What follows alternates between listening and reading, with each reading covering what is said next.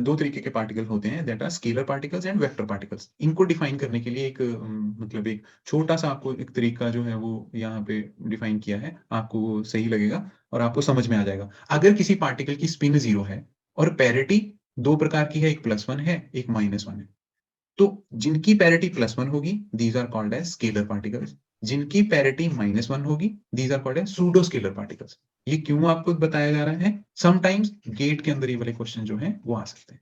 ठीक है? ये याद रखिएगा इस चीज़ को, कि अगर किसी की स्पिन 0 है और पैरिटी जो है वो +1 है, तो these are called as scalar particles. अगर पैरिटी -1 है, दीज़ आर सूडो स्केलर। कौन-कौन से ऐसे पार्टिकल हैं?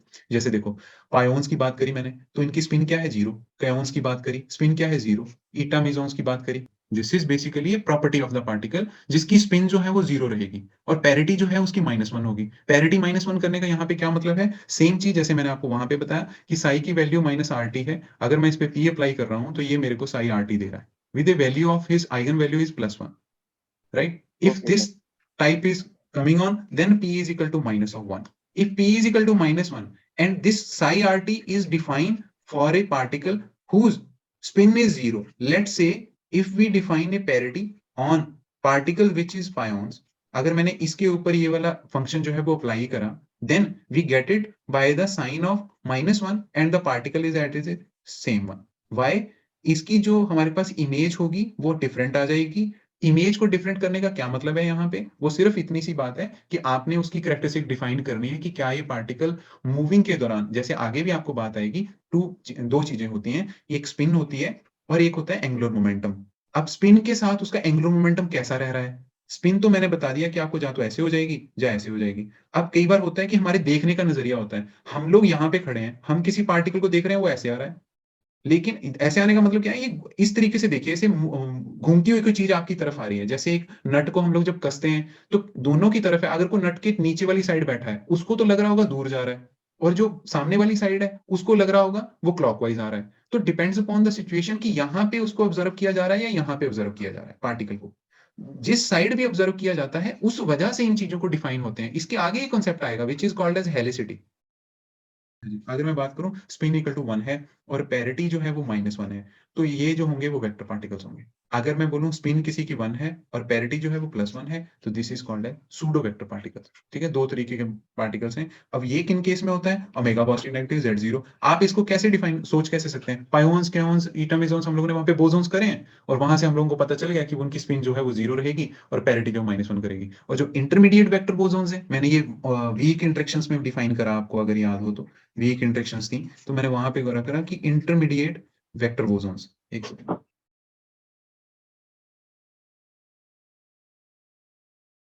This is intermediate vector bosons. So वहां पे हमने ये बात करी थी, omega positive negative Z0 which is equal to 82 giga electron volt for omega negative and Z0 for 92 giga electron volt. So ये जो पार्टिकल्स होंगे, then these are called as the vector particles. ठीक है, आगे हम लोग बढ़ते हैं इसको। And particles and anti particles, इसके बारे में थोड़ा सा आप देख लीजिए। They have same spin, same mass. Particles और एंटी पार्टिकल्स के बीच में क्या रिलेशन है?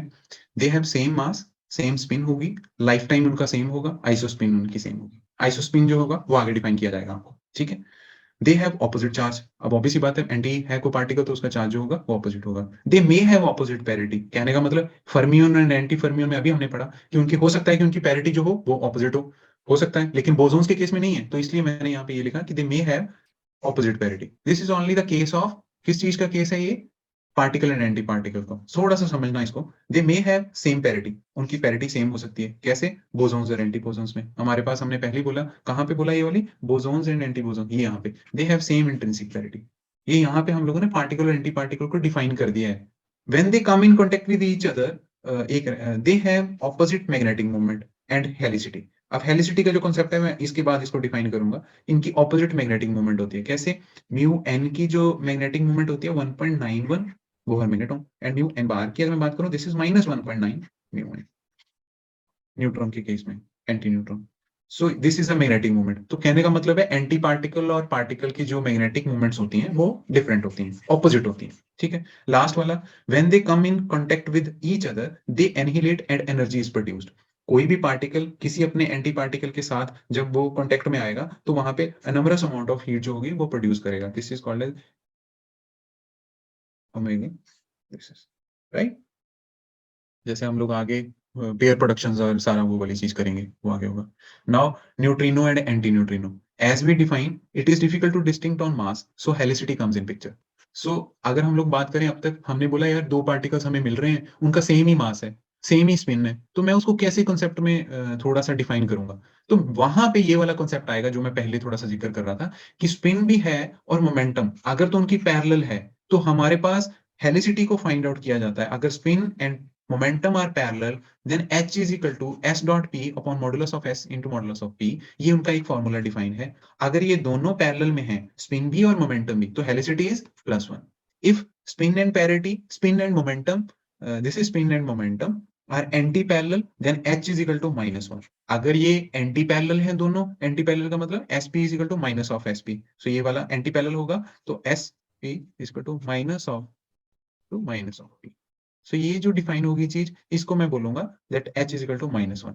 अब ये कब आया था, ये कॉन्सेप्ट क्यों आया?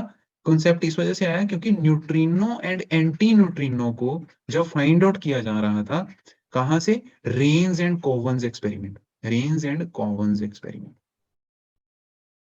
Rains and Cowan's experiment. So तब हमारे पास ये वाली चीजें जो थी वो डिफाइन की गई कि हमारे पास जो हेलिसिटी है ये इन दोनों को डिफाइन कर सकती है, कि अगर उसकी स्पिन और मोमेंटम जब वो मूव कर रहा है तो उसके साथ जो मोमेंटम भी है वो उसी डायरेक्शन में चल रहा है जिस डायरेक्शन में उसकी स्पिन का पार्ट है।